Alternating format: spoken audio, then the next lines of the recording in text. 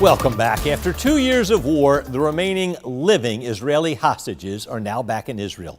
And the fighting in Gaza has stopped as part of a peace plan efforted mostly by President Trump and his administration. The president delivered remarks in Israel today, then traveled to Egypt for a global summit on the future of the Palestinian territory. Erica Brown has the latest on the hostage release.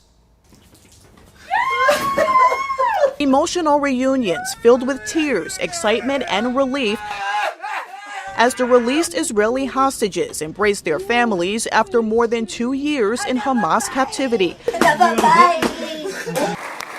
President Trump, who helped broker the peace plan, addressed Israel's parliament Monday, receiving a standing ovation, and called the moment the historic dawn of a new Middle East.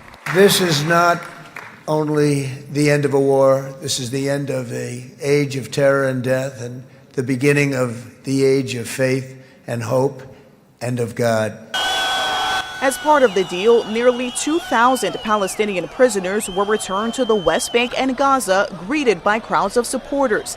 Then in Egypt, President Trump led a ceremonial signing of the agreement, which also calls for a surge of humanitarian aid into Gaza.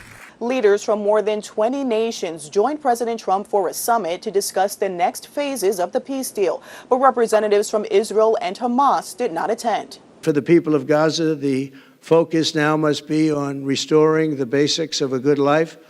We're going to have a lot of money coming into Gaza and a lot of rebuilding and building. It's not so much rebuilding, it's really building. Other major hurdles ahead include who will govern Gaza and disarming Hamas. But today, many are celebrating reunions with loved ones and the step toward peace. The Israeli military said it was escorting the remains of 4 of the remaining 28 deceased hostages back to Israel. It is unclear when the remains of the others will be released.